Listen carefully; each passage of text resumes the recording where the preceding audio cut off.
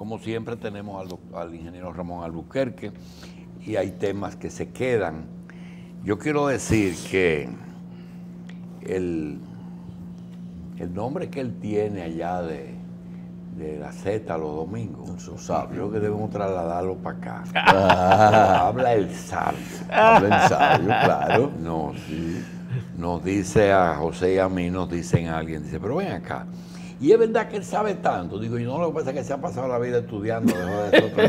Sí. Y además tiene una memoria prodigiosa. Doctor, ingeniero, gracias por estar aquí. Se quedaron pendientes muchas cosas. Siempre se quedan porque los temas usted no puede desarrollarlo completo.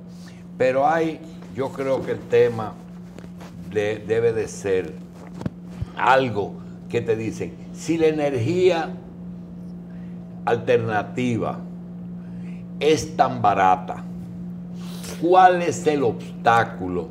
Porque las olas, el viento, el agua, no puede... El sol. El sol no puede desarrollarse. Entonces nos contestan, bueno, lo que pasa es que el gasoil siempre está ahí, prende la planta y siempre hay gasoil, pero cuando se nubla no hay electricidad. No hay sol.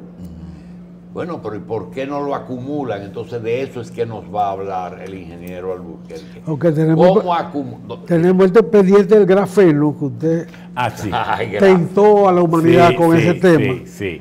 Y ahora hay llamadas pidiendo que se siga hablando. Bueno, quiero decir con el grafeno. No le quiero cambiar la agenda. No, pero si ustedes quieren. No le queremos. Lo único que queremos decir es que él dijo que el grafeno, si ustedes lo quieren leer en un idioma, es el grafito que usan los lápices. ¿Es así? Sí, correcto. Bueno, pero el grafeno lo prometemos para el próximo martes, para completar este tema. Yo lo que quiero consignarle a los que han llamado, que queremos atender esa... Sí, claro, que el grafeno... Que valoramos su llamada. Claro. Pero el tema que usted ha propuesto hoy es importantísimo. Correcto. Porque incluso en este país, a la velocidad que se está instalando energías renovables, vamos muy bien. Porque vamos a instalar más de 700 megas antes de que la Odebrecht entregue. Sí. Bueno. Vi ayer, excúseme que lo estoy interrumpiendo mucho. Vi ayer al amigo Aristi Escuder y nos extiende una invitación a todos los miembros del programa para que vean la obra. En el pequeño encuentro que tuvimos, le hice una pregunta porque temo que ser lapidado por los generadores. Le pregunté, ¿qué porcentaje de la energía que hoy se vende va a sacar del sistema generadores? Y me dijo, aproximadamente un 35%. Así mismo es. Entonces yo digo, si es un 35% es suficiente para tumbar un gobierno por pero corrupción. Así mismo. Bueno, ustedes han planteado que está pendiente. Claro, ese también. Bien. Pero no me quiero quedar con esa acusación encima. Por muchos años en este país, y casi todos los años en que él tuvo la adultez productiva y la inteligencia muy activa, como la sigue teniendo, el sabio de este país era José Israel Cuello, y yo no quiero que a mí me acusen de eso. La gente decía, ¿y cómo este muchacho anda metido en todas estas cuestiones de revolución y al mismo tiempo tiene un nivel de información envidiable? Y eso José Israel lo ha mantenido. En estos días me envió, me envía siempre, por lo mismo casi que le pasó todos a usted, los días. Y en vez de ponerse a hacer cuartos, se pusieron a estudiar y a leer, imagínense usted. Bueno, ¿qué queremos decir nosotros hoy? Mucha gente de muy buena fe, y eso es lo positivo, que todos los ciudadanos intenten tener un buen nivel informativo sobre el estado de las energías, porque las energías es todo. La energía es más espacio, tiempo y energía. Eso es el universo y esos son los dioses. Eso es todo, porque si Dios existiera como los religiosos creen y los ateos niegan, tiene que ser energía, porque tener la capacidad de hacer todo lo que existe, eso es tener el don de la energía. Por tanto, la energía es todo. Ahora bien, se confunden y dicen, no construyen muchas plantas solares, ni molinos de viento, turbinas generadoras de viento, por corrupción, porque lo que les conviene es el carbón, porque lo que les conviene es el petróleo y le convienen los fósiles para contaminar. Como si no se pudiera robar con las energías renovables, el ladrón roba como quiera. El que es mañoso como quiera.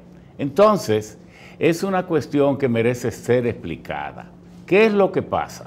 Que el país tiene que estar funcionando 24/7, los 365 días del año.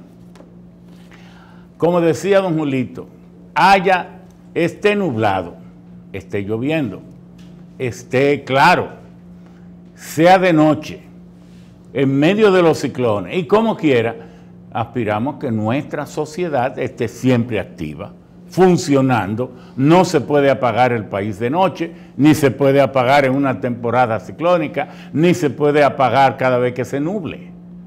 Entonces, ¿qué quiere eso decir? Que debemos aprovechar el sol porque es la fuente de energía más barata, debemos aprovechar las aguas cuando las tengamos, haciendo la salvedad de que no es lo mismo hablar de hidroeléctrica en Canadá, en Europa, en el norte o en el sur, allá en Argentina. No es lo mismo hablar en Bolivia, ni en Perú, ni en Costa Rica, que hablar aquí, porque es que nosotros apenas tenemos el Pico Duarte con 3.000 y tantos metros, pero no tenemos glaciares ni tenemos nieves eternas.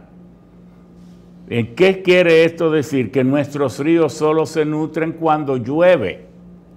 Entonces la capacidad de generar, almacenar y generar electricidad de nuestros ríos es mucho más limitada que la suerte que tienen esos países. Entonces, sabiendo que lo que tenemos es sol, viento, y viento no en todas partes, porque para que se pueda instalar un generador, una turbina de viento, se necesita que la velocidad del viento sea 3 metros por segundo mínimo. Por debajo de ahí, no. Y que además la frecuencia en el tiempo sea sostenible, predecible y aprovechable. Entonces, el que usted siente un ventarrón, usted no puede de una vez al otro día instalar una turbina de viento, porque a lo mejor eso es una anomalía. Y en base a una anomalía no se puede establecer un sistema, porque la palabra lo dice. Es anómalo.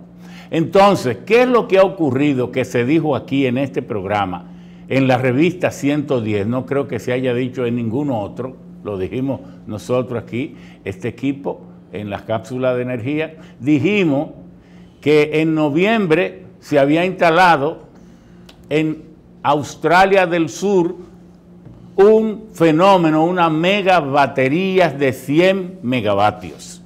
Y que íbamos a darle seguimiento, y por eso venimos a hablar de eso hoy en marzo, porque ha pasado noviembre, diciembre, enero, febrero y marzo, y ya estamos en abril, ya son 5 meses.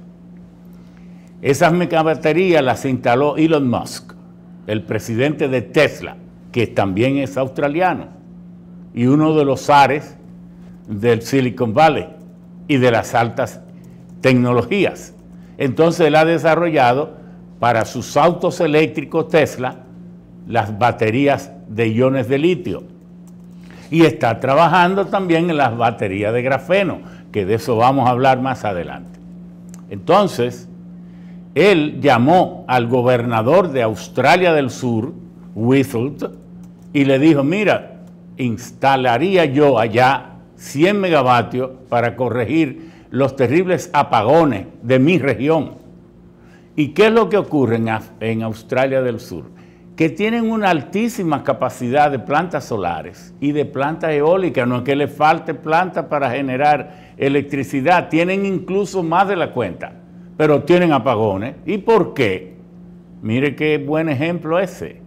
Bueno, que las plantas solares fotovoltaicas solo pueden generar electricidad cuando hay sol, y no en las 12 horas de sol, sino durante 5 horas y media.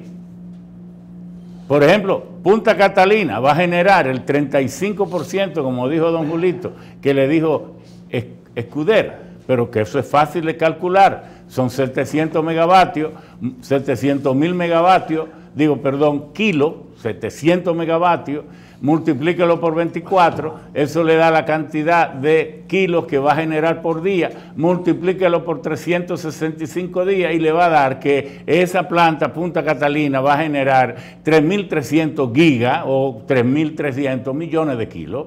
Y entonces, como el país tiene un consumo de más o menos 14.000 gigas o 14 millones de kilos, estamos hablando que esa planta va a generar el 30, 33, 35%. Ahora, esas plantas pueden hacer eso porque se prenden y no se apagan durante 2 años. Se aspira que solo que haya un accidente o una descomposición, pero que si se hace todo planificado, eso no tiene por qué ocurrir. Entonces, esas plantas, Punta Catalina, son fundamentales. ¿Por qué? Porque son las que van a garantizar que durante la noche el país funcione. Aunque esté nublado, el país funciona. Es decir, el país tiene que combinar plantas a carbón, plantas a petróleo y plantas a gas. Y también aprovechar todas las solares, todo el agua y todas las eólicas, y si hay geotérmica, ojalá hubiera, y cuando vengan los gradientes marinos, aprovechar la diferencia de temperaturas, que ya lo dijimos aquí. Ok, pero ¿qué ha pasado? Que allá en Australia las baterías han sido un éxito rotundo y ya se están programando 10 proyectos más, incluyendo uno de 1.300 millones de dólares en la batería.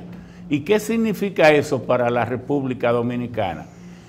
Que decía José Israel que el país está avanzando bastante en instalación de plantas, o por lo menos en desarrollo. Todavía la que está funcionando, la de Monte Plata, va a entrar otra planta solar fotovoltaica en Guayubín. En esa zona de Montecristi y de Jabón hay varias plantas programadas, y entonces hay otras más. Pero ¿qué pasa? Que el país ahora podrá dar aprobaciones a muchas plantas. Antes era un 20%, ojalá lleguemos al 50% rápidamente, de sol nada más. ¿Cómo? Instalando, don Julio, en lugares estratégicos del país, instalando mega baterías como centro para acumular la electricidad. Y esa planta, esa mega batería, Elon Musk dijo que iban a costar 65 millones de dólares. Y apenas, la de 100 megavatios apenas costaron 53. ¿Cuánto? 53 millones. De manera que estamos hablando de que este fenómeno ha llegado, que lo vamos a poder aprovechar. ¿Es una batería como esa, pero grande? Es un campo de batería. Mírenlos ahí. Ahí estaban, el anterior, Tesla, mire, ahí estaban descargando, porque él lo hizo además en 63 días. Él había prometido que lo iba a hacer en 90 y lo hizo antes. Es un campo de baterías. Es un campo de mega baterías. Entonces, imagínense que el país instale. ¿Cuáles son las zonas de mayor potencial electrofotovoltaico en el país? Montecristi y el sur. Inviértalo. ASO es la primera, que tiene 1.880 kilovatios por centímetro cuadrado por año. Ese es el mayor potencial. El segundo potencial, ¿sabe dónde está? En Neiva. El tercero está, pero ahí pegadito, en San Juan, en el Valle de San Juan. San Juan no solo es un valle agrícola, ya lo dijimos aquí, que se vayan preparando los sanjuaneros, porque esas plantas las pueden hacer ustedes mismos. Solo hay que poner el nombre, el gobierno que apoye sus inversionistas, y entonces se asocian con grandes compañías. El mismo Tesla está abierto porque él sabe que él ha sido el ideólogo de todo esto y que le abre un mundo de inversión. Entonces, el otro lugar es la provincia de Valverde, la línea noroeste entera. Y el lago Enriquillo. Y el lago Enriquillo. Entonces, el lago Enriquillo, que es el mejor lugar, tal vez. Eso es brisa, ¿eh? No, el lo lago que Enriquillo, pasa sol. que el lago Enriquillo Sol y serían las dos cosas, porque al ponerle los paneles solares encima crearía sombra para el lago. El problema del lago es que no hay más peces, porque como se calienta tanto por tener mucha sal, entonces en las aguas, la vida en los mares, la cantidad de vida que puede haber en las aguas de los mares depende de la temperatura de sus aguas, porque nosotros tenemos la suerte de respirar aire y vivir en el aire, pero los peces tienen la mala suerte de respirar aire y vivir en el agua.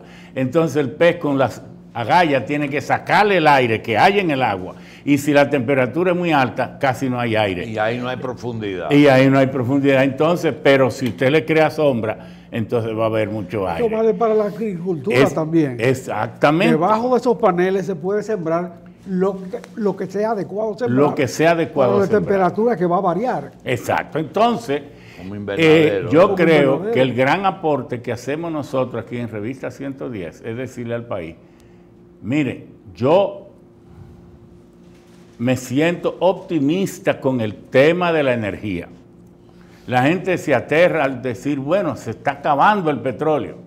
No, el petróleo no se está acabando porque a ningún pozo petrolero se le ha podido sacar más del 25% del petróleo que tiene. El 75% del petróleo está todavía ahí en la tierra. Y se va a quedar ahí. Y se va a quedar, no, con el desarrollo tecnológico vamos a seguir desarrollando Yo más. quiero interrumpir. Y el costo que decía don Julito es muy manejable para estas baterías. Y- Es más, es muy barato. Ingenieros, así con esa misma determinación del presidente de que Catalina va, es decir, eso lo han hecho por encima de la cabeza de muchísima gente. No, y que yo apoyé Ahí- desde el sí, momento. muy bien, ahí hay una política porque definida y clara. de decisión que es eso lo que va. falta aquí. Ahora, la pregunta Pero el es... problema de carácter financiero también.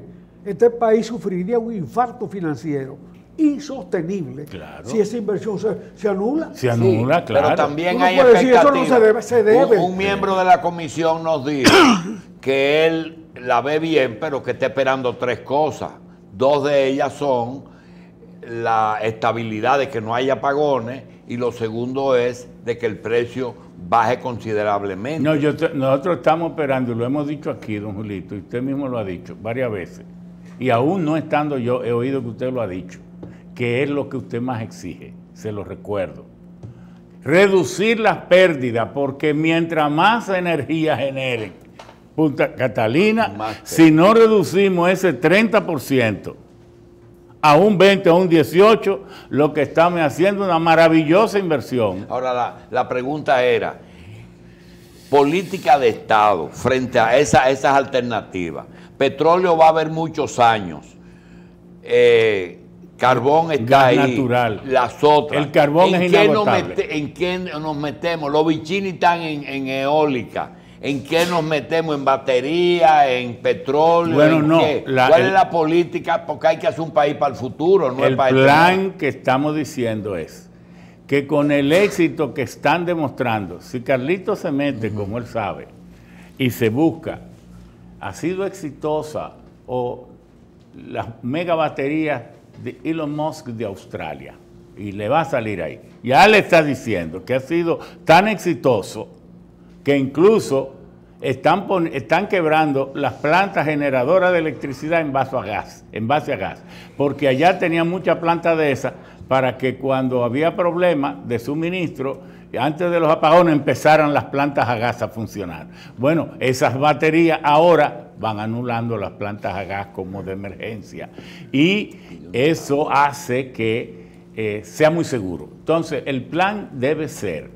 estudiar las posibilidades que el gobierno, Rubén, que siempre es muy activo, el encargado del holding de la electricidad, el Ministerio de Energía y Minas y las personas de la Comisión Nacional de Energía, Ángel Cano y demás, estudien ya este campo, mandaran a Tesla para obtener todos los datos u obtenerlo mediante redes, comunicación, visitar, involucrarse en esto, para hacernos dueños de toda la información, para ir planificando ante el éxito que están teniendo ¿Dónde vamos a instalar estas plantas de megabaterías?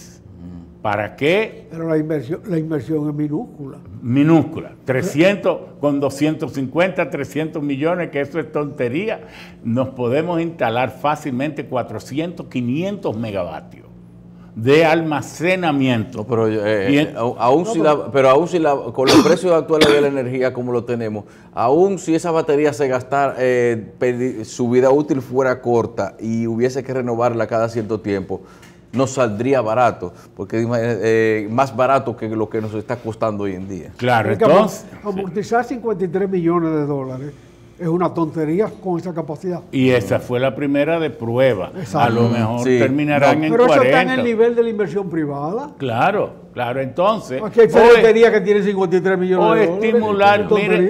Estimular algo que sí está al alcance de los empresarios dominicanos, que definimos el plan y los invitamos. ¿Dónde usted quiere invertir? En Montecristi, aquí, allá. ¿Para qué? Para apoyar de una vez, aumentar las plantas de generación fotovoltaica en el sur, en el norte, en todas partes. Y ahorita tenemos, cuando yo digo ahorita, en unos 6 u 8 años, podemos tener el 50% de la energía generada. Pero de inmediato tú comienzas a sacar plantas ineficientes. Y plantas ineficientes y a limpiar el medio ambiente, y este país, que es un atractivo turístico de primer orden, terminará siendo un santuario de la limpieza climática. Aquí están precisamente, precisamente muestra, Tejensle en tu página muestra las soluciones desde la más sencilla, que son el techo, construir una casa con un techo originalmente que sea de paneles solares, y también para comercios.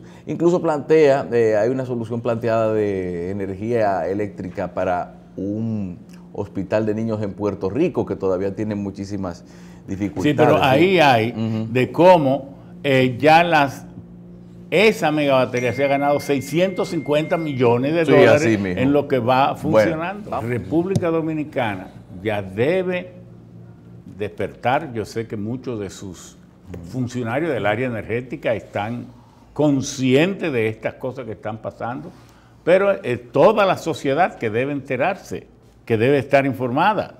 El valor que tiene que una persona, un maestro de escuela, un limpiabota, un dueño de un pequeño negocio en Elías Piña, se preocupe por el tema de dónde el país va a extraer su energía en las distintas formas, ¿nos conduce a qué?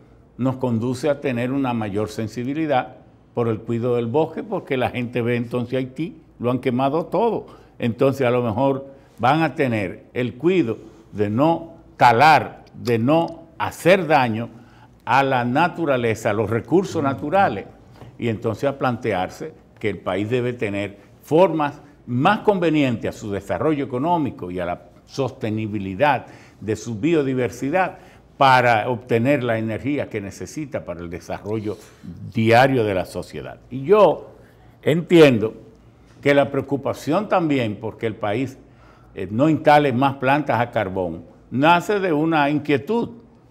Se ha dicho que el anhídrido carbónico está haciendo un daño terrible porque está estimulando el cambio climático. Bueno, la gente a veces no sabe por qué. Es que la cantidad de anhídrido carbónico que debería haber en el aire, en la atmósfera, no debería sobrepasar las 278 partes por millón. Pero, sin embargo, ya andamos por cerca de los 380, 390, y entonces esto es lo que ha provocado que la temperatura de la atmósfera, que debía mantenerse en 14 grados promedio para mantener el equilibrio termodinámico, vale decir, para que no suban el nivel de las aguas a consecuencia del derretimiento de los casquetes polares y de los glaciares y de todas estas cosas. Bueno, ya hemos aumentado esa temperatura en 1,5 grados en todo lo que va de la revolución industrial. Entonces, el que nosotros aprovechemos con mayor intensidad las plantas solares fotovoltaicas en lugares en que el país tiene niveles de potenciales por encima de los 1.800 kilovatios hora por metro cuadrado por año, que es de donde debe, por ejemplo, aunque esté en mi provincia, nosotros somos de la humilde opinión que la planta que tenemos allá en Monteplata, aunque nos beneficia a nosotros como provincia, no debió haberse instalado ahí, porque nosotros tenemos recursos para recibir muchas inversiones en muchas otras áreas. ¿Por qué? Porque esa zona, con el nivel de precipitación que tenemos gracias a Dios y a todos los fenómenos que participen en esto, nosotros tenemos unos 1.800, 1.700 milímetros de precipitación cada año en Monteplata. La nubosidad es muy alta. Entonces, allá en Monteplata, esa planta que está funcionando y generando electricidad ahí y que tiene más de 30.000 paneles instalados y que tiene vocación para llegar hasta 100 megavatios, ahora se supone que debe estar generando cerca de 30. Esa planta, esa zona ahí apenas tiene un potencial, una generación, y se ha demostrado ahora en la planta en funcionamiento, de unos 1.530 kilovatios hora por metro cuadrado por año. Cuando en Montecristi usted tiene en promedio cerca de 1.800, en Azua tiene 1.880, en Neiva, en San Juan. Entonces, hay lugares así mismo que tienen muy buena vocación cuando usted se va al mapa eólico de la República para instalar las turbinas y los molinos de viento. El país tiene que aprovechar todo esto, así como también una de las empresas que mejor está, más aporte hacia el país es EGID. EGID es la planta que es la compañía que administra las hidroeléctricas generadoras de electricidad. Y por cierto, que es la que financia a instituciones como la UER, que es la que hace justicia a los pobres.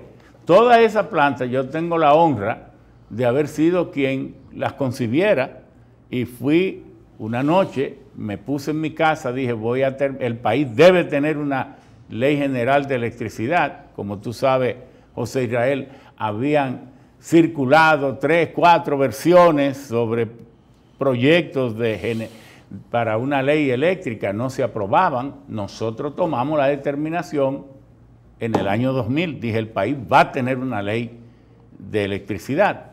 Y entonces, allí mismo nos pusimos, dijimos, vamos a modernizar lo que era la CDE, que era lo único que existía. Y entonces empecé y creé la EGID, Empresa de Generación Eléctrica. Entonces, la ETED, la Empresa de Transmisión Eléctrica de la República Dominicana.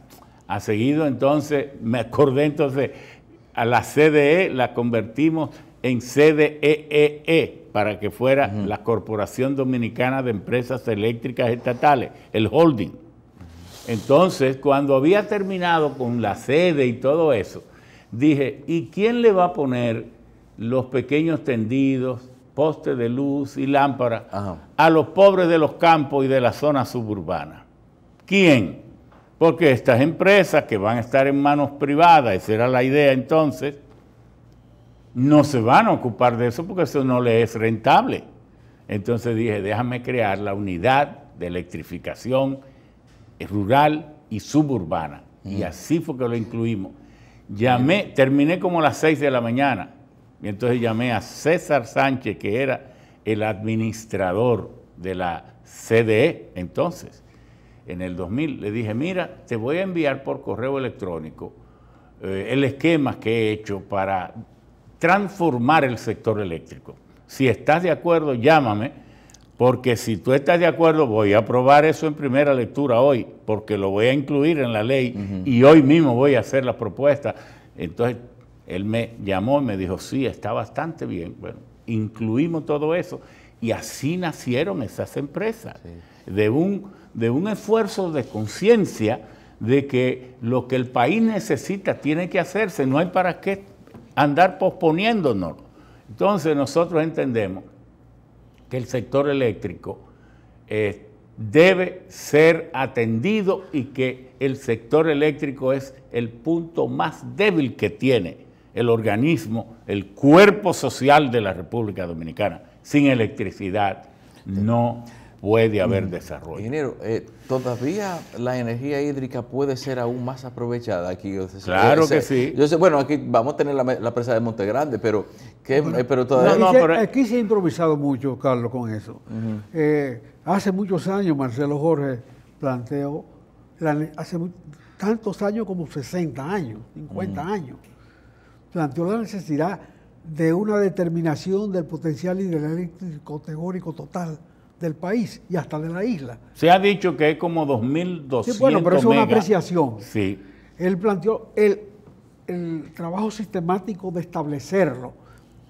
Luego apadrinó decenas de tesis de estudios parciales, pero no concluyó en su vida haciendo el estudio general.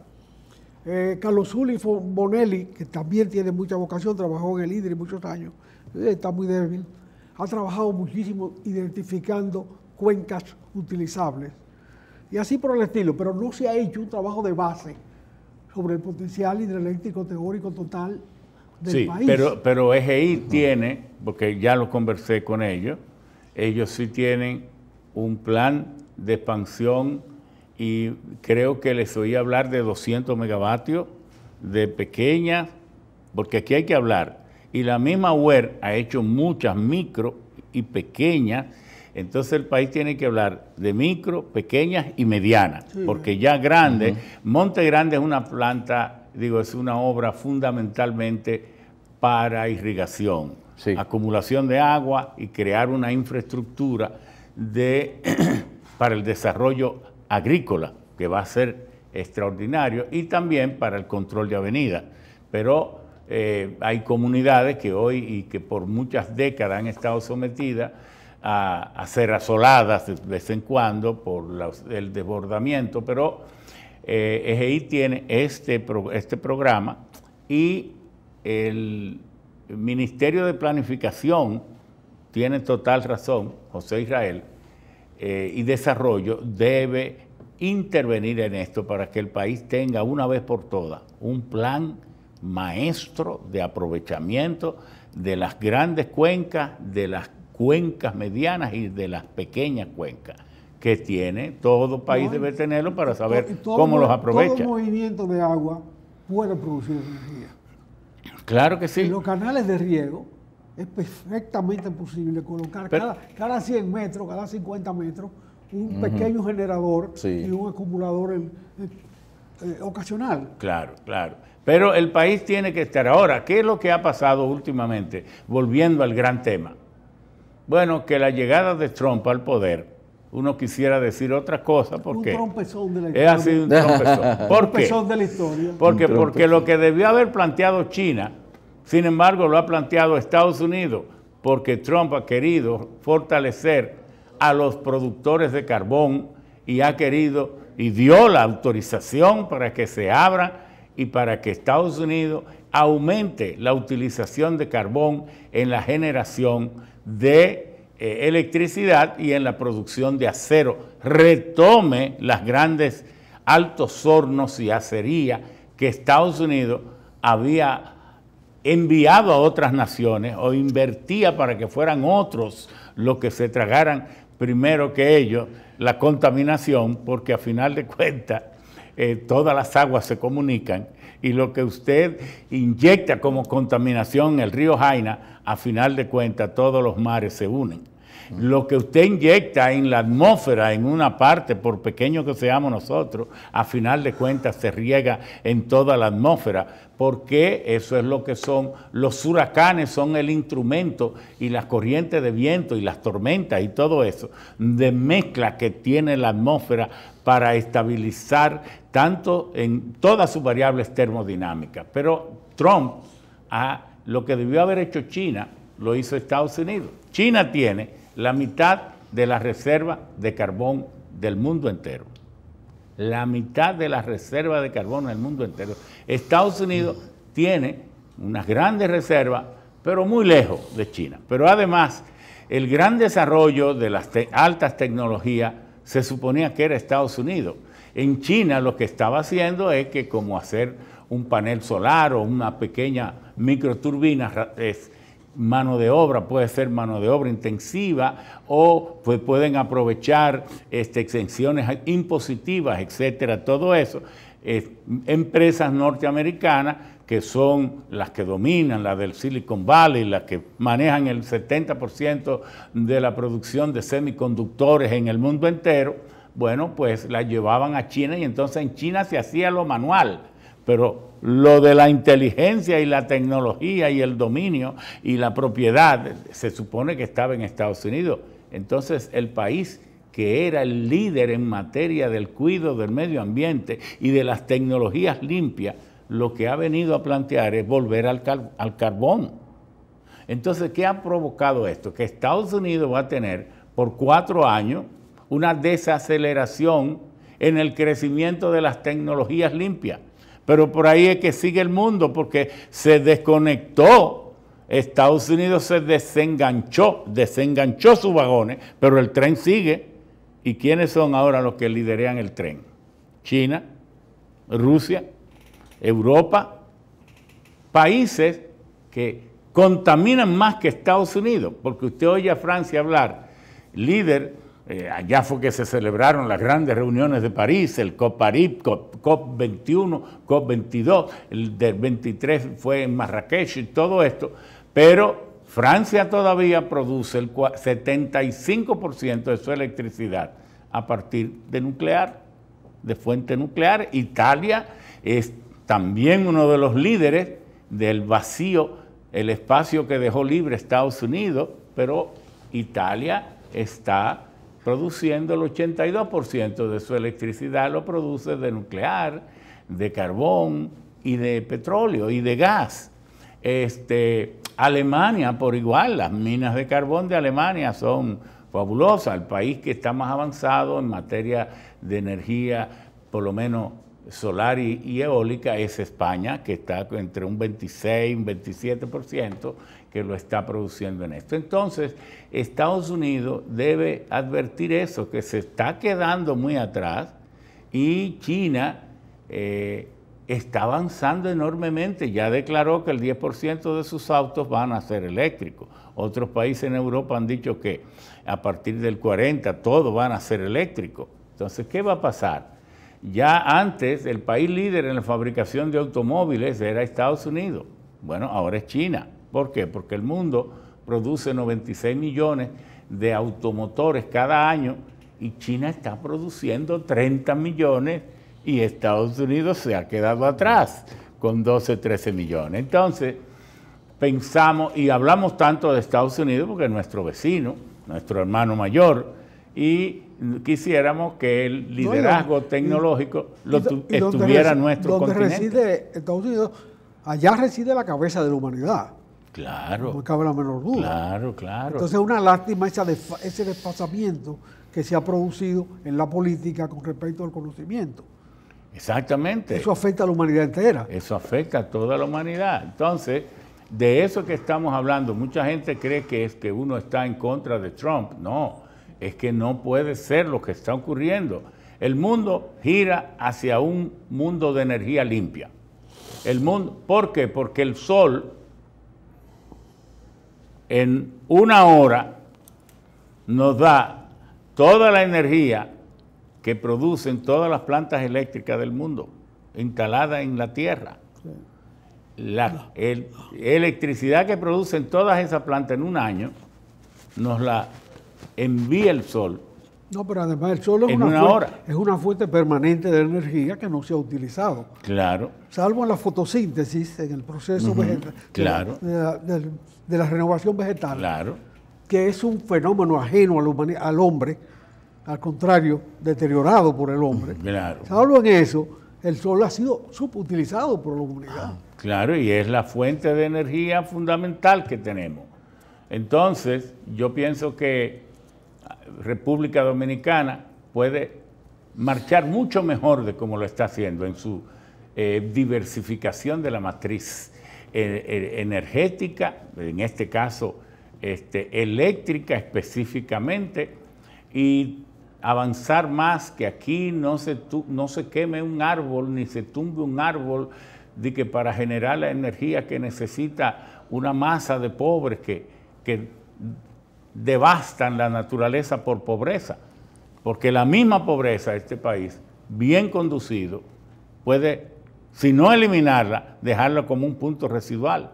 Porque no se puede eliminar la pobreza. No, claro, porque China... El mundo genera recursos suficientes para que la pobreza se elimine. Claro, China... Es una inequidad que se esté botando comida en muchísimos países donde hay otros que no tienen comida. No, o dejando de producir comida porque a una empresa le parezca que no es muy lucrativo para ellos. Entonces el gobierno deja el vacío también. Si la empresa no puede, yo no puedo. ¿Quién le ha dicho eso?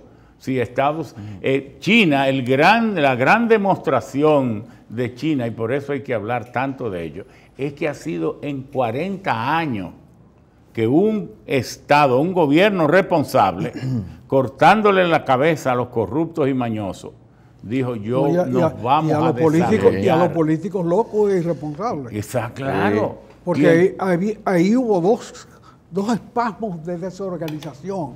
En la Gran Marcha Adelante, por un lado, y en la Revolución Cultural. Claro. Que desorganizaron ese país y sembraron de miseria un país que podía desarrollarse. Y de sangre también. Simplemente con una política acertada. Cambió el país para siempre y la humanidad.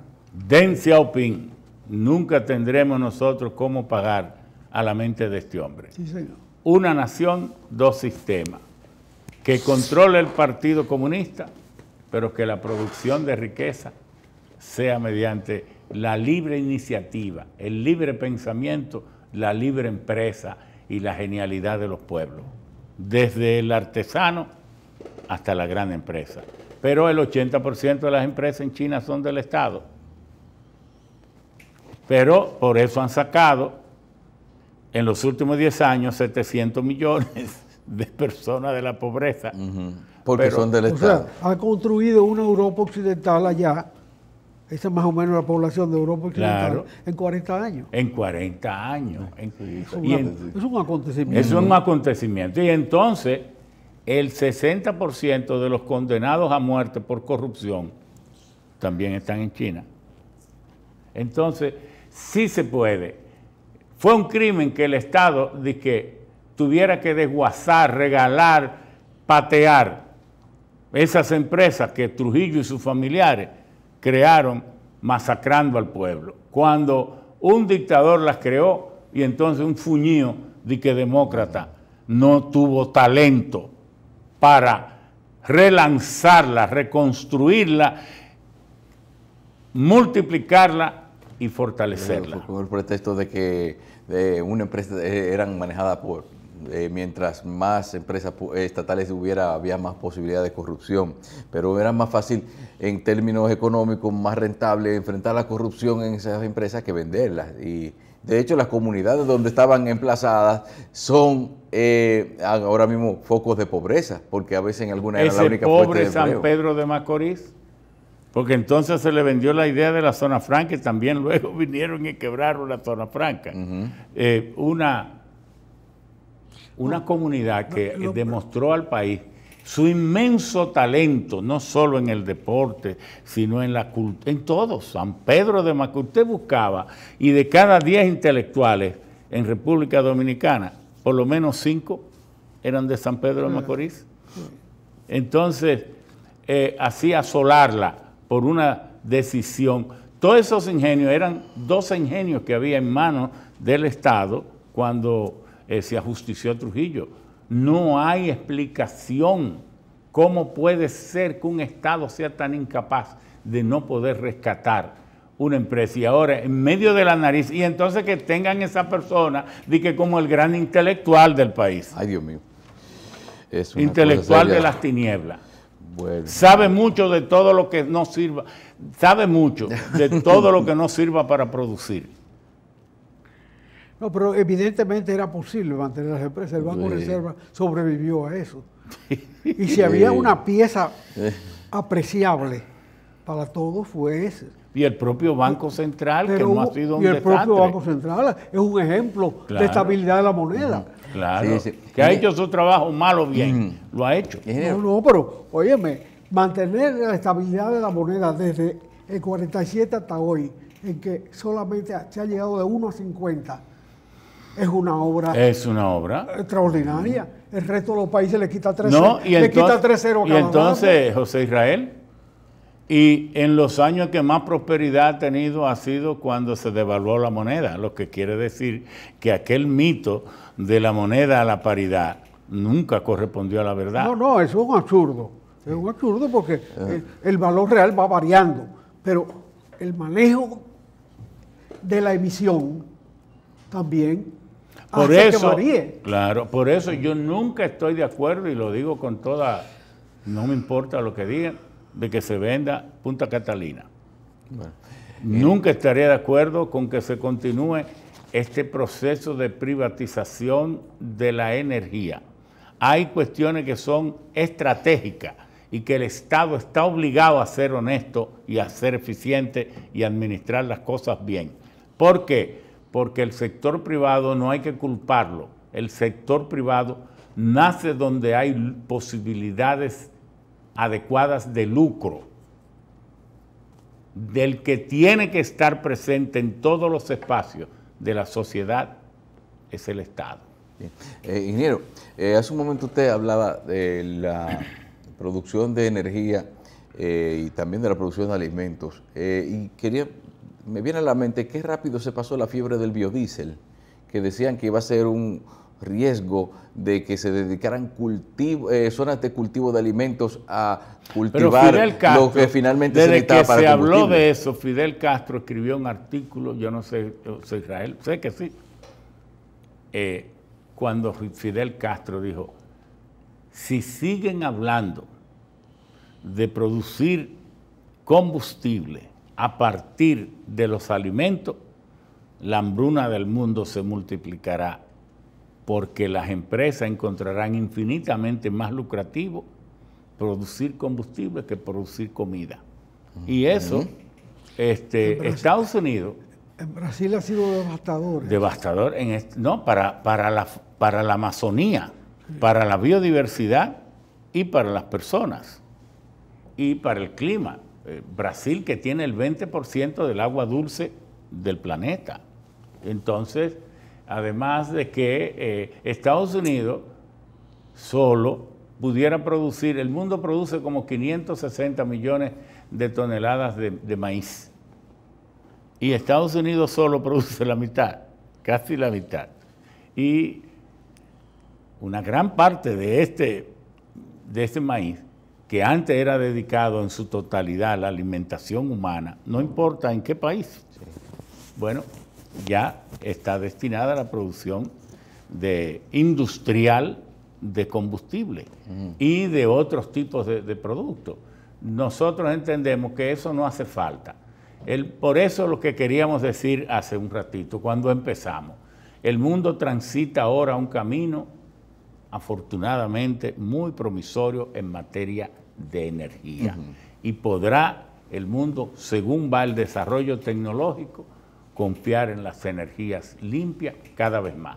Pero habrá un periodo de transición en que todavía producir energía de carbón, de petróleo y de gas, y también habrá países, porque no todos estamos dotados en el mismo equilibrio, que en los que estas fuentes fósiles seguirán siendo necesarias por un tiempo que será variable, pero muy importante. Gracias al ingeniero Ramón Albuquerque, gracias. José Israel, por este gran programa. No queda pendiente el grafeno. El grafeno para el o sea, próximo martes. Lo tendremos muy pendiente y se lo recordaremos a ustedes. Les invitamos a que si les gustó el programa pueden verlo de nuevo esta noche en Coral o después del mediodía en nuestra cuenta de YouTube.